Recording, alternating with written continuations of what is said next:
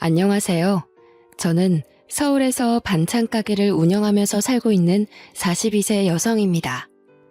운명의 장난이란 말처럼 착하고 성실한 남편을 만나 결혼을 하고 남부럽지 않게 살았는데 불과 5년 만에 모든 것이 끝장나버렸고 악몽 같은 일을 감당해야만 했습니다.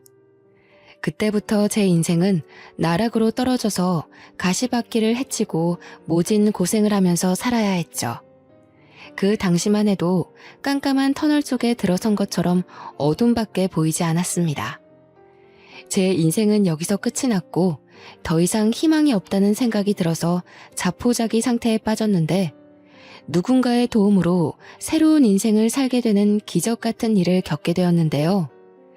몇 년이 지난 일이지만 그 끔찍한 시간을 어떻게 견뎠는지 신기할 따름입니다. 그때의 경험으로 저는 이런 확신을 가지게 되었습니다.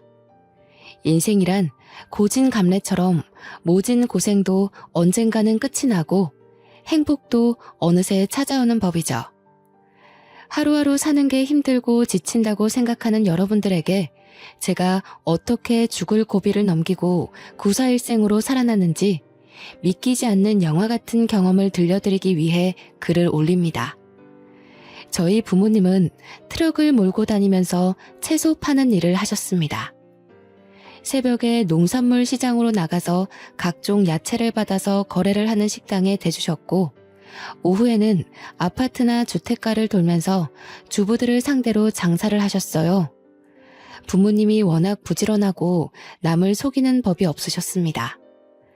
다른 트럭이 질이 안 좋은 야채들을 싸게 팔아도 아버지도 정직하게 좋은 상품을 팔아야 한다고 하셨어요. 조금이라도 더 팔려고 손님들을 속이면 절대 안 돼.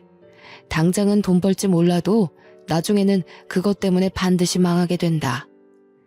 아버지는 이런 식으로 장사를 하셔서 아버지를 믿고 오는 단골들이 많으셨죠. 아버지께서 먹고 살기 위해서 닥치는 대로 일을 해오시다가 친척의 소개로 엄마를 만나게 되셨습니다. 결혼을 한 뒤로는 중고 트럭을 사서 두 분이 같이 야채를 팔기 시작하셨어요. 그런데 두 분이 같이 일을 하니 어린 저를 맡길 곳이 마땅치 않았습니다. 유치원 종일반에 맡기면 됐지만 부모님께서 새벽 3시에 일어나서 농산물 시장에 가야 해서 유치원에 맡겨도 소용이 없었습니다. 그래서 부모님은 저를 트럭에 데리고 다니셨어요. 그래서 제게는 아버지의 트럭이 침실이었고 놀이터였죠.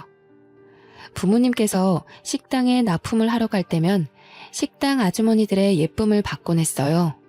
아이고, 우리 이쁜 미경이 왔구나. 어린 것이 고생이 많아. 밥은 먹고 나왔니? 단골 식당에 들리면 식당 아줌마들께서 저를 아주 예뻐해 주셨어요.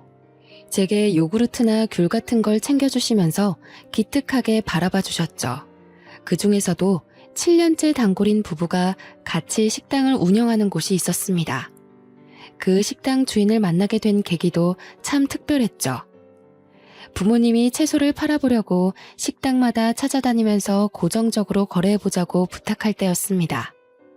사장님, 채소 거래하는 곳 없으면 저희가 싸게 드릴게요. 제일 좋은 물건만 드릴 테니까 한 번만 거래해보세요. 아유, 갑자기 와서 왜 그러세요? 우린 채소 대주는 사람이 따로 있어요. 대부분의 식당은 거래처가 있다는 이유만으로 거절했는데 그 식당 주인은 첫 만남에서 흔쾌히 채소를 받겠다고 수락했습니다. 오, 안 그래도 거래처 좀 찾으려고 했는데 야채를 아주 좋은 걸로 골라오셨네. 좋아요. 계속 가지고 오세요. 주인 아저씨 말로는 시장에 직접 나가서 채소를 사고 있었다고 합니다. 마침 고정적으로 대주는 거래처를 찾고 있었는데 저희가 나타난 거죠. 아버지가 가지고 온 물건이 마음에 든 아저씨는 아침마다 시장에 가지 않고 아버지를 믿어보기로 했습니다. 그렇게 시작된 거래가 7년이 넘게 이어지고 있는데요. 그 식당 주인 부부는 아주 좋으신 분들이었습니다. 저를 보면 늘 사탕이나 과자를 챙겨주었고 가끔씩 용돈을 주기도 하였습니다. 그럴 때마다 저희 엄마가 급하게 말려보았지만 소용없었죠. 어이구, 사장님, 그러지 마세요. 애 버릇 나빠져요. 아니에요. 내 딸 같아서 그래요. 미경아, 괜찮아. 어서 받아. 제가 엄마 눈치만 보고 있으니까 주인 아줌마께서 웃으면서 용돈을 주었어요. 그 식당 주인 부부에게는 저와 동갑인 아들이 있었습니다. 시간이 지나서 제가 초등학생이 되자 주인 아줌마께서 농담처럼 저를 며느리로 삼겠다고 하셨죠. 미경아, 너 나중에 누구랑 결혼할래? 아줌마가 제일 좋다며. 그럼 우리 진수랑 결혼해야지. 네, 전 진수랑 결혼할 거예요. 결혼해서 진수랑 아줌마랑 같이 살래요. 어린 마음에 결혼한다는 의미도 잘 모르고 하는 소리였죠. 그럴 때마다 진수가 부끄러워하면서 아주머니 뒤에 숨어 있었는데요. 장사를 하는 부모님 영향을 받아서 그런지 저는 낯을 가리지 않았지만 진수는 아니었습니다. 부끄러움이 많았고 저를 좋아하는 것 같아 보였지만 늘 수줍어하면서 아무 말도 못했어요. 진수의 소극적인 성격은 고등학생이 되자 더 심해졌습니다. 나이를 먹을수록 서로 마주쳐도 피하는 지경에 이르자 제가 먼저 다가가 보려고 노력했습니다. 진수야, 요즘 톡 못 봤는데 잘 지냈어? 오랜만에 마주쳤길래 제가 웃으면서 진수에게 인사를 했죠. 그런데 진수가 얼굴을 붉히면서 도망가 버렸습니다. 그 모습을 본 아줌마도 어이없는 표정을 지으셨는데요. 어이구, 사내놈이 저렇게 숫기가 없어서 어째.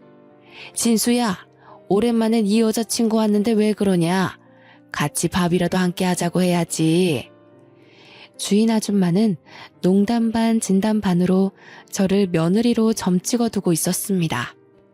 고등학생이었지만 방학이 되면서 몸이 불편해진 엄마를 대신해 제가 아버지를 따라다니고 있었거든요. 오래 본 사이이기도 하고 그 모습을 예쁘게 봐주셔서 절 볼 때마다 진수랑 사귀라고 하셨죠. 어른들한테 잘 보이려고 아버지를 따라다닌 것은 아니었습니다. 저도 아버지의 뒤를 이을 생각이 있어서 고등학교를 졸업할 쯤에 이야기하였습니다. 아빠, 나 대학 갈 생각 없는데 아빠 대신 장사하면 안 돼? 나도 채소 고르는 법은 다 알아. 뭐? 말도 안 되는 소리 하지 마. 전문대라도 갈 생각을 해야지. 20살도 안 된 기집애가 장사는 무슨 놈의 장사야? 아버지는 제 말을 끝까지 들어보지도 않고 안 된다고 하셨어요. 하지만 저는 매일같이 고생만 하는 부모님이 너무 안쓰러워서 편하게 대학에 갈 수 없었습니다. 대학 등록금을 생각하면 제가 장사를 하는 게 더 속 편했거든요. 더군다나 공부에 관심이 없기도 하였습니다. 고등학교를 다닐 때만 해도 매일 수업 듣고 숙제를 하는 게 지겨웠습니다. 이해도 안 되는 수학 문제를 풀거나 영어 단어를 외워야 하는 것 자체가 싫었죠. 그래서 대학에 가서 그 짓을 또 몇 년간이나 하느니 운전면허를 따서 아버지 대신 장사를 해볼 생각을 했던 겁니다. 저는 몇 번이나 아버지에게 공부보다 장사가 내 적성에 맞다고 이야기했습니다. 그랬더니 결국 아버지께서 포기하시고 대학 진학 대신에 장사를 배워보라고 하셨습니다. 그래, 우선 면허부터 따라. 아버지가 한 번 했다면 장사하는 법 가르쳐 줄게. 아버지는 제가 운전면허를 쉽게 따지 못할 거라고 생각하셨나 봐요. 제가 한 번에 면허를 따버리니까 갑자기 한숨을 쉬시면서 물어보시더라고요. 미경아, 공부가 그렇게 하기 싫으니? 평소엔 책상에 앉아있지도 않더니 면허 따라고 하니까 하루 온종일 앉아있는 거 보고 놀랬다. 당연하지. 공부 말고 장사하면 누구보다 잘할 자신 있어. 그리고 아버지 몸도 안 좋잖아. 얼른 나한테 장사하는 법 알려주고 아버지도 쉬어. 얼마 전부터 아버지의 허리 디스크 증상이 악화되던 찰나였습니다. 오래 앉아있지 못하셨고 무거운 물건도 들지 못했어요. 그래서 누군가 옆에서 도와줘야 했죠. 엄마도 무릎이 좋지 않은 상태라서 저밖에 나설 사람이 없었는데요. 제가 면허도 한 번 했다고 아버지를 열심히 도와드려서 그런지 아버지께서 제 대학 이야기를 더 이상 꺼내지 않으셨습니다. 그리고 트럭으로 운전 연수를 시켜주셨죠. 아버지께 트럭 운전을 배운 지 한 달이 지나자 저 혼자 운전할 실력이 되었습니다. 아버지도 저를 믿고 운전대를 완전히 넘기셨어요. 배우는 게 빠르네. 네 말대로 넌 장사꾼 체질인 것 같다. 그치? 내가 뭐라 했어. 나 대학 가면 큰일 날 뻔했다니까. 아버지께 인정받게 되니까 신이 나서 더 적극적으로 장사를 했던 것 같습니다. 그래서 그 뒤로 아버지를 대신해서 제가 채소 장사를 하게 되었어요.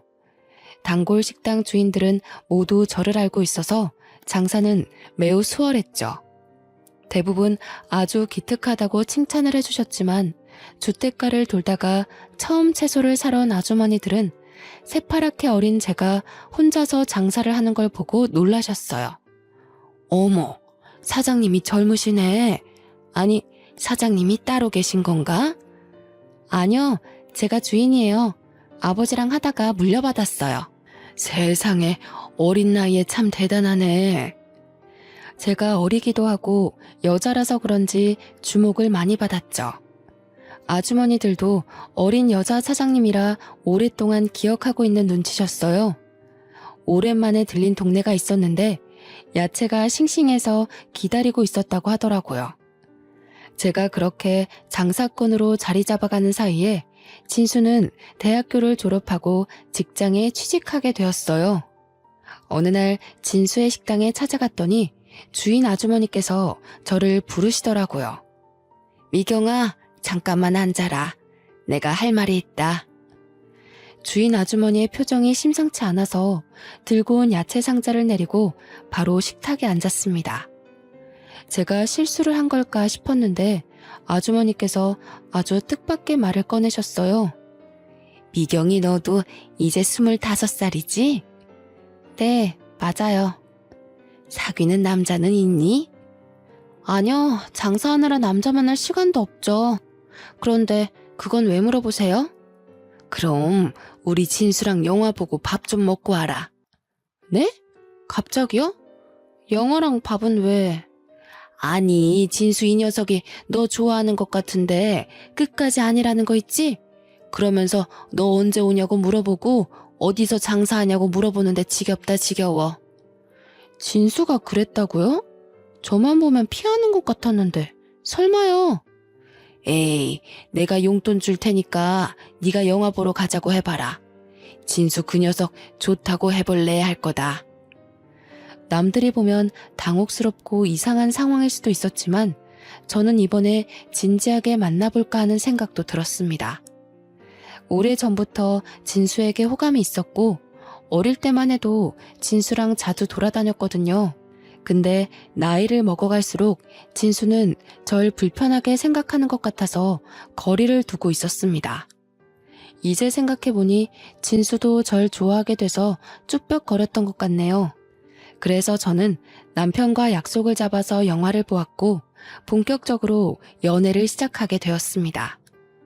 정식으로 만나자는 말이 나오자 역시나 남편이 절 오랫동안 좋아하고 있었다는 말을 꺼내더라고요. 예전부터 너 좋아하고 있었는데 쑥스러워서 말 못했어. 내가 남자답게 먼저 밥이라도 먹자고 하는 거였는데 끝까지 못하겠더라. 남편은 호감을 가지고 있었지만 제게 말을 걸지 못해서 갈팡질팡하고 있었나 봅니다. 그 사실을 알고 있던 시어머니께서 다리를 놔주신 거죠. 저희들은 어릴 때부터 알고 있어서 사이가 급격하게 가까워졌습니다.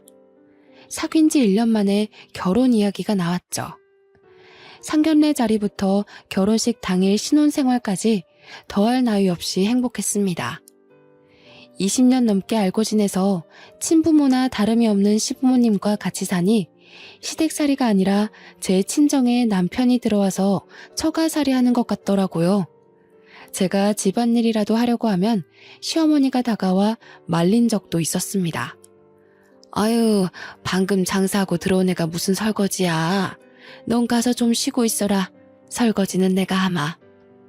아니에요, 어머님. 제가 할 테니까 어머님이 쉬세요. 네 시아버지가 보면 며느리 부려먹는다고 역정낸다. 어서 들어가서 쉬고 있어. 여자 혼자 장사를 하는 것도 걱정을 많이 하셔서 장사도 접게 되었습니다. 시부모님의 식당 일을 돕게 됐는데 장사 일보다 수월했어요. 저를 언제나 딸같이 챙겨주시는 것은 물론 야채 파는 일보다 돈을 많이 벌었으니까요. 식당을 찾아오는 손님도 많고 정신없어서 점심 장사가 끝나고 잠깐 한가해지면 시어머니는 한사코 저를 쉬게 만드셨습니다. 시아버지도 제가 일하는 걸 볼 때마다 이렇게 말씀하셨죠. 아가, 시애미는 뒀다가 무엇에 쓰려고 그래? 그냥 시애미가 하게 둬라. 아버님, 어떻게 어머님한테 시키겠어요. 당연히 제가 해야죠. 제가 끝까지 테이블 닦는 일을 하고 있으니까 시아버지가 시어머니를 불러서 시키셨어요. 남들은 시집살이 때문에 힘들어하던데 저는 결혼 후가 훨씬 더 편했습니다. 천국에서 사는 것처럼 편하고 행복했죠. 남편도 제 속을 썩이지 않았습니다. 저밖에 모르는 가정적인 남자였거든요. 그래서 5년 동안 그 흔한 말다툼 한번 하지 않고 늘 웃으면서 지냈습니다. 그런데 꿈 같은 결혼 생활도 금방 끝이 나고 말았습니다. 하루아침에 박살나고 말았죠. 퇴근을 하던 남편이 교통사고를 당해서 허망하게 세상을 떠나버린 겁니다. 음주운전을 하던 승용차가 중앙선을 넘어와서 남편 차와 정면 충돌했다고 하더군요. 그 사고로 가해 차량 운전자도 목숨이 위태로울 정도로 크게 다쳤고 남편은 그 자리에서 사망하고 말았어요. 남편의 사망 소식을 들은 시어머니는 그 자리에서 혼절하고 마셨습니다. 애지중지 키운 외동아들이 세상을 떠나서 저보다 더한 충격을 받으신 것 같았는데요. 그런데 더 나쁜 일은 일어났습니다. 병원에서 겨우 의식을 회복한 시어머니께서 뇌졸중 증상을 보이신 것이었습니다. 말을 제대로 하지 못하고 오른쪽 편마비가 와버렸죠. 남편을 떠나보내고 정신을 추스를 겨를도 없이 시어머니까지 쓰러지자 하늘이 무너질 것 같았습니다. 하지만 저까지 정신줄을 놓고 있을 수 없었습니다. 아버님께 식당을 맡기고 저는 병원에서 숙식을 하면서 시어머니를 돌봐드렸습니다. 아버님도 식당 문 닫을 시간에 병원 앞을 찾아오셔서 제게 힘을 북돋아 주셨죠. 아가, 하늘이 무너져도 절대 용기를 잃거나 포기하면 안 된다. 같이 이겨내자. 식당 쉬는 날에도 병원에 들리셔서 제 손을 잡고 미안하다는 말을 하셨어요. 저와 시아버지는 용기를 잃지 않고 버텼지만 시어머니는 점차 힘을 잃어가고 계셨습니다. 아들을 잃은 후로 실어증에 걸린 사람처럼 말이 없었고 몸이 말을 듣지 않는 지경에 이르자 살아야겠다는 의지를 놓아버리신 것 같았죠. 결국 저희 어머님은 병원에 입원한 지 6개월 만에 돌아가시고 말았습니다. 어머님까지 돌아가시자 정말 눈물밖에 나오지 않더군요. 이제 의지할 사람이라고는 시아버지밖에 없었습니다. 그런데 시어머니 장례식을 치르고 보름이 지나자 아버님께서 놀라운 말을 꺼내셨어요. 안 사람도 죽었는데 네가 계속 내 곁에 있어봤자 뭐하냐. 너도 더 늦기 전에 재혼해라. 내가 좋은 자리를 알아놨다. 아니 아버님, 그게 무슨 말씀이세요? 재혼을 하라뇨. 저는 아버님 모시고 계속 살 거예요. 아니다. 네가 없어도 나는 혼자 잘 살 수 있다. 괜히 너까지 발목 잡혀서 과부로 지내게 할 수는 없어. 네가 재혼 안 하면 혼자 남은 며느리 끼고 사는 고약한 시애비라고 욕할 거야. 그러니까 좋은 사람 만날 준비부터 하거라. 아버님께서 적당한 재혼 자리까지 알아놓으셨다면서 고집을 피우셨어요. 저는 싫다고 했지만 시아버지가 재혼식이 놓쳐서 나중에 후회하지 말라는 말까지 꺼내셨죠. 그 설득과 호소가 한 달이나 이어져서 저도 포기했습니다. 딱 한 번만 만나봐서 아버님 마음이라도 편하게 해드리려고 했는데요. 시장에서 반찬 가게를 하는 여성의 아들을 만나보았는데 생각보다 좋은 사람이었습니다. 전 남편과 다르게 적극적이고 말주변도 화려해서 시간 가는 줄 몰랐습니다. 그렇게 몇 번의 만남을 더 가지다 보니 재혼까지 하게 되었네요. 저랑 재혼한 남편은 아내가 먼저 세상을 떠나서 혼자가 되었다고 했으니까요. 그런 점들 때문에 마음이 잘 맞아서 재혼을 결심하게 되었습니다. 그런데 그 결혼 하지 말았어야 했습니다. 막상 재혼하고 나니 제가 생각한 재혼 생활이 아니었거든요. 시댁살이하게 된 첫날 어머님께서 저를 보자마자 식당 이야기를 꺼내셨습니다. 이혼 전에 식당에서 일해봤다며? 반찬이나 음식은 잘하겠구나. 네, 웬만한 건 돌아가신 시어머니께 다 배웠어요. 그럼 됐다. 내일부터 가게에 나와서 일 거들어라. 재혼한 뒤에 만난 시어머니는 다짜고짜 자기가 운영하는 가게에서 일을 시켰습니다. 시어머니가 반찬 가게를 하니 며느리가 돕는 건 당연한 일이었지만 시어머니가 저를 대하는 태도가 남달랐습니다. 며느리가 아니라 식모를 대하는 것 같더라고요. 게다가 시어머니는 힘든 일이 생기면 무조건 저를 불렀습니다. 오늘은 총각김치를 담아야 하니 무부터 다듬어 놓고 양념거리 준비해라.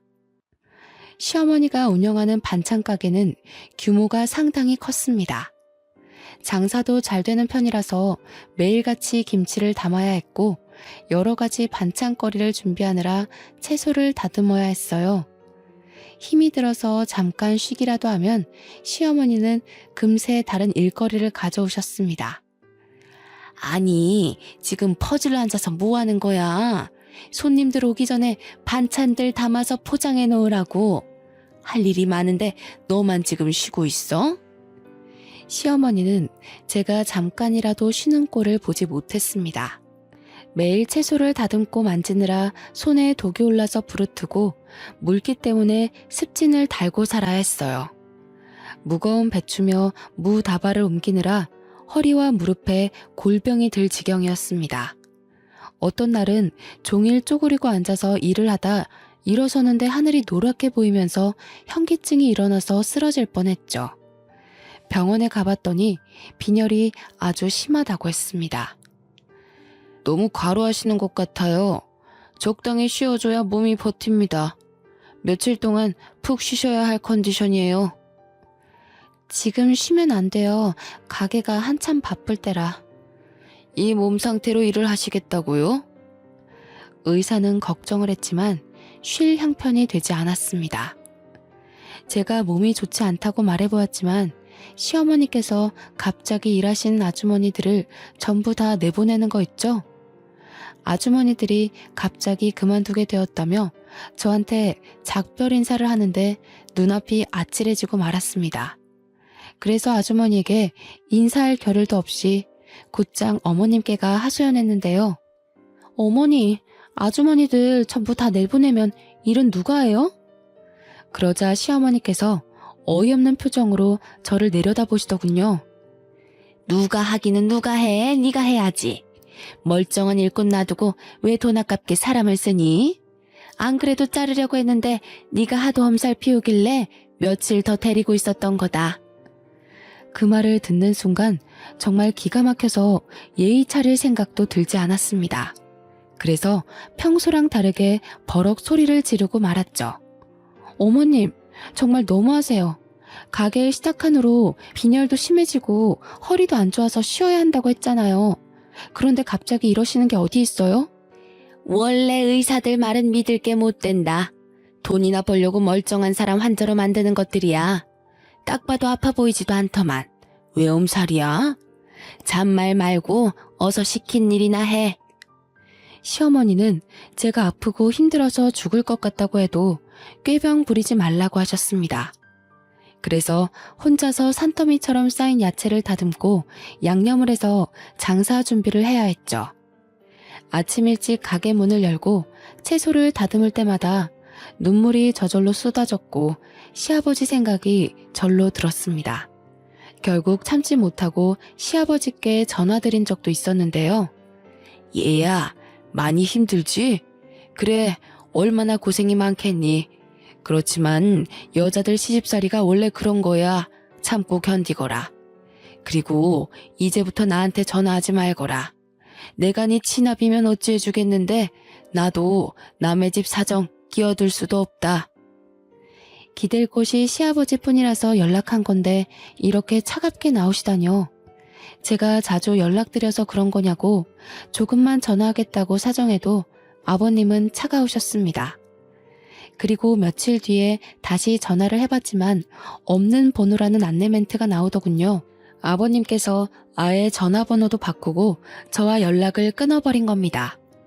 혹시나 하는 마음에 시아버지가 운영하던 식당에 찾아가 봤는데 주인이 바뀌었더라고요. 시아버지는 저 몰래 식당을 처분하신 것 같았습니다. 아버님과도 인연이 끊어졌다고 생각하니 기운이 쭉 빠졌습니다. 이제 별 방법도 없었죠. 시어머니의 구박을 억지로 견디면서 살아야 했는데요. 그러다 남편이 제게 거짓말을 했다는 사실을 알게 되었습니다. 남편의 전처가 갑자기 세상을 떠난 걸로 알고 있는데 그게 아니었어요. 남편은 전처와 이혼을 하고 갈라섰던 것이었습니다. 시어머니와 남편이 둘이 속닥거리는 소리를 듣고 잠자리에 들기 전에 남편에게 물었죠. 당신 나한테 거짓말한 거 있지? 전처랑은 사별한 거라면서 아까 어머님이랑 한 이야기는 도대체 뭐야? 뭐? 설마 몰래 엿들은 거야? 이제 와서 그게 무슨 상관이야? 사별한 거나 이혼한 거나 매한가지 아니야? 그게 어떻게 똑같아? 왜 이혼한 건데? 이상한 이유로 이혼한 거야? 나한테 왜 거짓말한 건데? 이상한 이유로 이혼한 거 아니야. 사실대로 말하면 왜 이혼했는지 물을 거잖아. 그래서 그냥 전처가 죽었다고 한 거야. 아니, 그러니까 왜 이혼한 거냐고. 좋게 말할 때 이야기해. 어머님까지 다 깨우기 전에.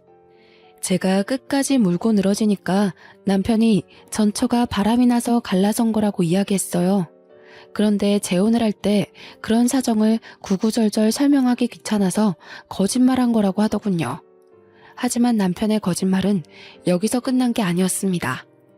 남편이 그동안 사업을 한다고 했지만 알고 보니 백수 건달이었죠.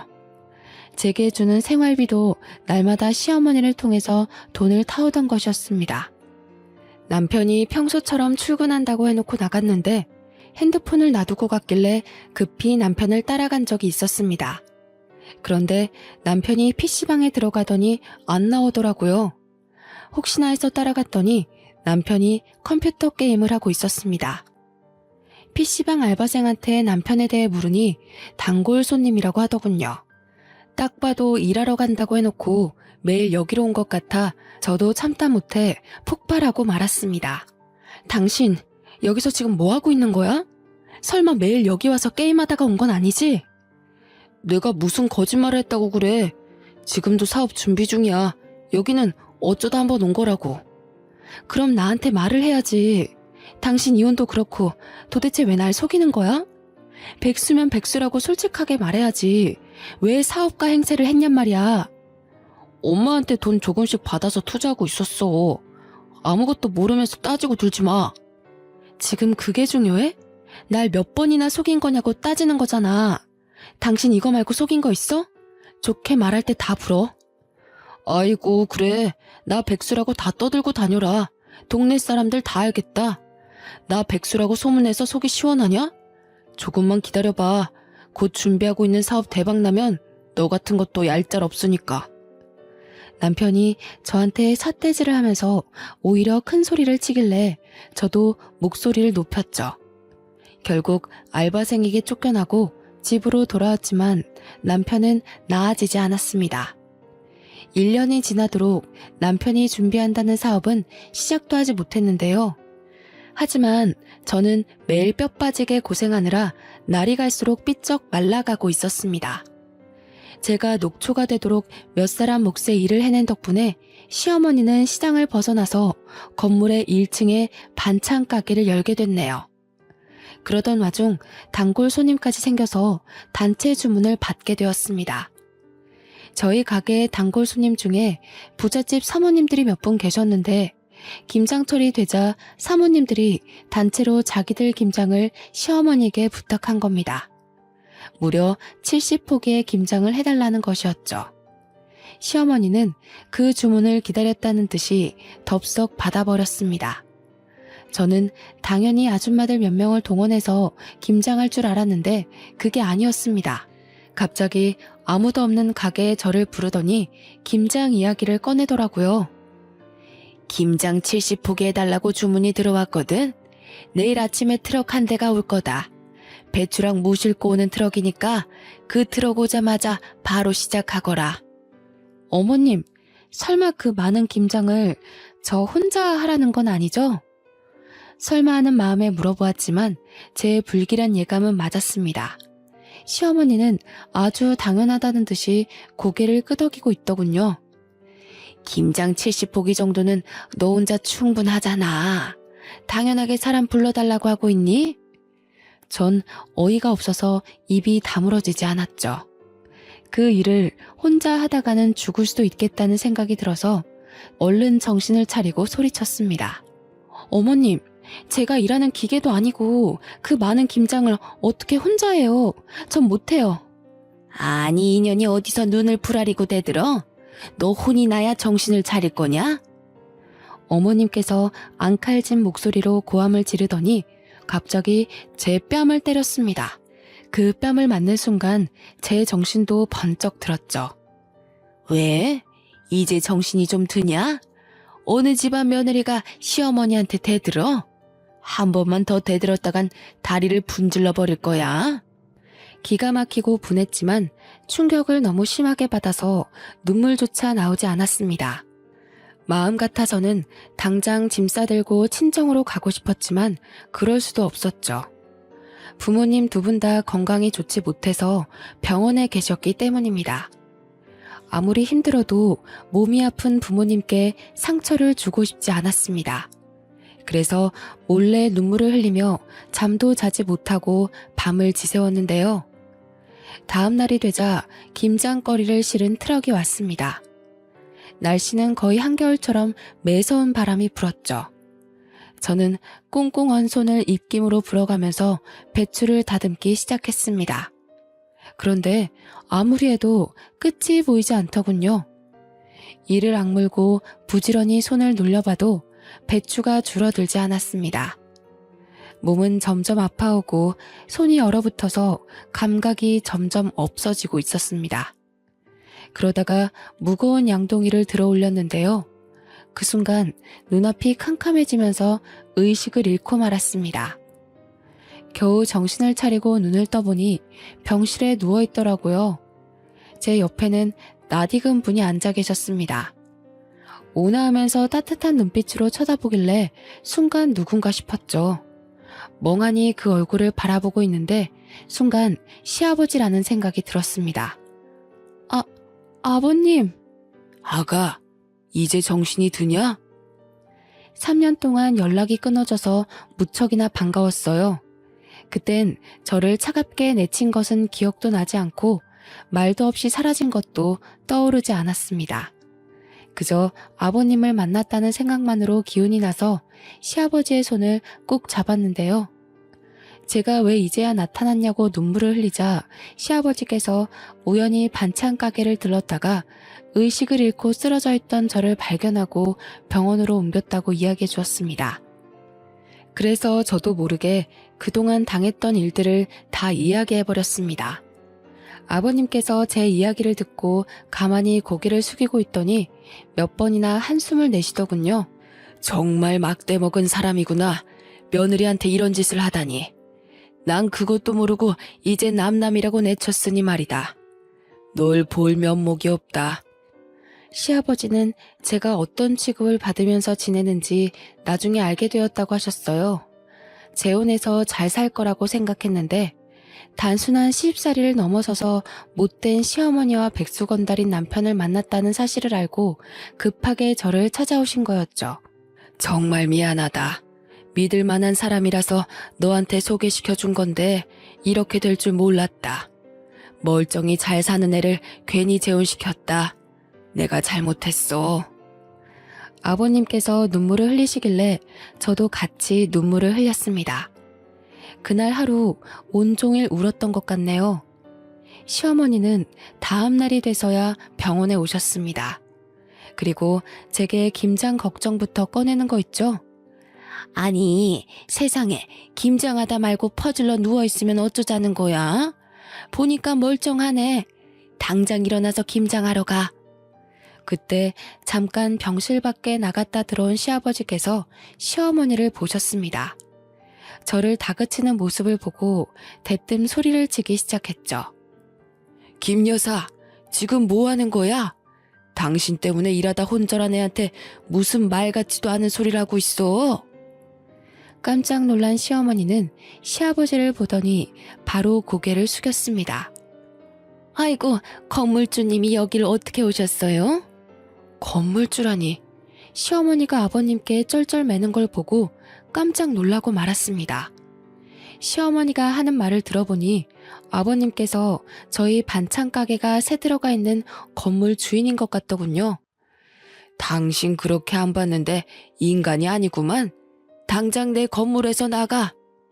아이고, 제발 살려주세요. 저희 며느리 생각해서 싸게 세 주시기로 했잖아요. 계약서 썼으면서 왜 그러세요?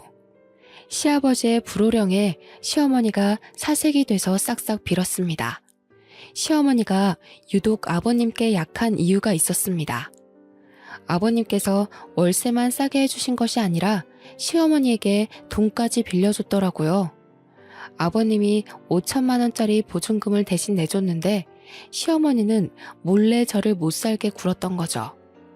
아버님은 은혜도 모르는 년이라고 시어머니를 건물에서 쫓아내겠다고 하셨습니다. 물론 5천만 원도 당장 달라고 소리치셨는데요. 어머님이 그 소리를 듣고 허리를 몇 번이나 숙이며 사과를 하고 있었습니다. 아유, 죄송합니다. 며느리가 꾀병 부리는 줄 알았어요. 다 나을 때까지 설거지도 안 시킬 테니까 이번만 어떻게 봐주시면 안 될까요? 그럼 지금 가서 김장 다 하고 오세요. 그러면 쫓아내진 않을 테니까. 네? 그걸 어떻게 혼자서 해요? 며느리는 젊어서 그렇지 저는 나이 먹을 대로 먹었고. 딱 봐도 우리 며느리 아픈데 일 시켰구만. 싫으면 당장 짐 싸서 나가세요. 아니에요. 할게요. 할 거니까 기다려주세요. 시어머니가 병원을 나서니까 아버님도 감시해야겠다며 따라 나서더군요. 시어머니는 시아버지의 감시하에 혼자서 70포기의 김장을 담아야 했습니다. 몸살이 나서 사흘 동안 알아누웠다는 말을 전해 듣고 어찌나 속이 시원하던지요. 게다가 다시 병문안을 온 시아버지께서 충격적인 소식을 이야기해 주셨습니다. 내가 3년 만에 널 찾아온 이유가 있다. 나한테 남은 시간이 별로 없어서 유언이라도 남기고 싶었어. 유언이라뇨? 도대체 그게 무슨 말씀이세요?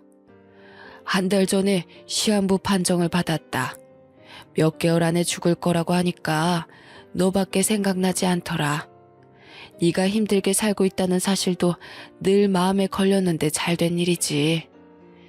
제가 놀라서 얼굴이 새하얗게 질렸는데도 아버님께서 태연하게 웃어 보이셨습니다. 시아버지는 저와 연락을 끊은 뒤에 식당을 처분하고 30년 넘게 모은 재산을 모두 털어서 건물을 사셨다고 했어요. 그 뒤로도 계속해서 쉬지 않고 일을 했는데 전부터 피곤하고 몸이 좋지 않았다고 합니다. 하지만 나이가 들면서 생기는 자연스러운 현상이라고 생각하고 별 생각 없이 넘겼다고 하죠. 어느 순간 숨쉬기가 어렵고 기침이 갑자기 나는 일이 많아진 것도 모자라 얼마 전에는 피를 토하셨다고 해요. 그래서 병원에 가보니 폐암 말기 판정을 받았다고 합니다. 수명이 길어야 1년 정도밖에 안 남았다는 말을 듣고 아버님께서 모든 걸 내려놓고 절 찾아오셨습니다. 어차피 내가 죽으면 나한테 남은 재산 너한테 주려고 했다. 내가 낳은 자식은 아니지만 널 생각하면 늘 애틋해.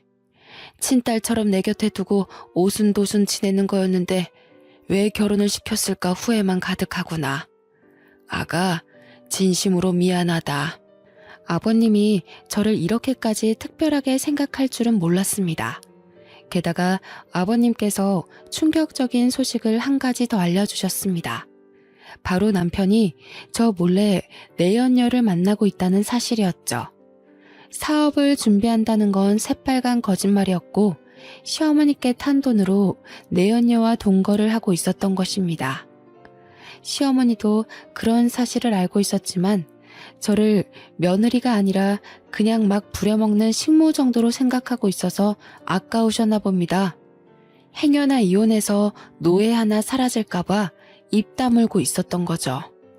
제가 그 사실을 전해 듣고 시어머니를 찾아가 따지니 어머님이 그제서야 제게 사과의 말을 건넸습니다. 얘야, 누구나 실수하는 법이야. 어쩌다 너한테 못할 짓 했지만 한 번만 용서해다오. 나까지 널 속이고 있어서 미안하다. 아니, 내가 말하려고 했는데 우리 아들이 또 이혼할까봐 그랬어. 좀 이해해다오. 시어머니는 엎드려서 남편의 잘못을 용서해달라고 빌었지만 그것 역시 거짓말이란 사실을 아주 잘 알고 있었습니다. 그래서 저는 법의 힘을 빌려서 그동안 제가 당한 만큼의 대가를 받아냈어요. 전 시부에게 빌렸던 5천만 원과 남편의 바람에 의한 이혼 소송까지 진행해서 시댁은 총 7천만 원을 뱉었어야 했는데요. 돈이 없으니 대신 위자료로 일단 반찬 가게를 준다고 하길래 반찬 가게를 제가 가져올 수 있었습니다. 물론 철저하게 남은 돈은 분할 납부받기로 약속했고요. 그리고 시아버지 덕분에 건물주가 되었지만 반찬 가게는 직접 운영하고 있을 생각입니다. 건물주라고 한가하게 놀고만 있지 말라는 아버님의 지시가 있었거든요. 시아버지는 지금 호스피스 병동에서 조용히 여생을 지내시고 계세요. 길어야 1년이라고 했지만 3년이 지난 지금도 제가 보기에는 잘 지내고 계시는데요. 매일 아버님을 찾아뵙고 정성을 다해 돌봐드릴 때마다 기적적으로 아버님의 건강이 좋아져서 같이 살 수 있게 되면 좋겠네요. 그리고 제게 반찬 가게를 넘겨준 시어머니는 알거지 신세가 되어버렸습니다. 아들이 무능하니 돈 벌 궁리가 없어진 거죠. 겨우 장만한 반찬 가게를 제게 넘겨주고 생계가 막막해졌는지 어느 날 갑자기 저를 찾아오기도 하였습니다. 얘야, 이렇게 찾아와서 미안하다. 내가 돈이 없어서 그런데 조금이라도 빌려주면 안 되니? 돈 빌려주면 갚을 수 있으세요? 차라리 제 가게에서 일하세요. 그럼 먹고 살기는 해드릴게요. 대신 김장 70포기 정도 혼자서 하실 생각하셔야 돼요. 시어머니는 어이없는 표정으로 저를 바라보았지만 다른 방법이 없었죠. 제가 할 마음 없으면 돌아가라고 하니 어머님께서 그렇게 하겠다고 말씀하셨습니다. 그래서 지금도 어머님께서 제 반찬 가게에서 죽을 힘을 다해서 일을 하고 있습니다. 남들이 보면 정말 못된 며느리, 인성 쓰레기인 여자라고 욕할지도 모릅니다. 소문이 어떻게 흐르는지 몰라도 동네 사람들이 저를 흉보고 있더라고요. 그래서 제가 직접 가서 그동안 제가 어떤 수모를 겪었는지 전부 다 이야기해 주었습니다. 그 뒤로 동네 사람들이 어머님을 보는 눈빛이 달라졌습니다. 어머님도 그 사실을 눈치챘는지 어느 날은 모자를 푹 눌러 쓰고 오시더군요. 실컷 복수해서 그럴까요? 이제는 어머님한테 연민만 남아 있습니다. 골골대면서 일하시는 게 다 보여서 조금씩 할 일을 줄여드리고 있죠. 어머님이 아예 쓰러지실 때까지 일을 시키면 저도 똑같은 여자가 될 테니까요. 시어머니도 고마웠는지 웬일로 집에서 반찬을 만들어서 제게 준 적도 있습니다. 시댁살이 할 때 맛있게 먹던 반찬을 기억하고 계셨나 봐요. 그 반찬이랑 밥을 먹고 있으니 기분이 이상하네요. 역시 사람은 오래 살고 볼 일입니다. 여러분은 제 사연 어떻게 들으셨나요?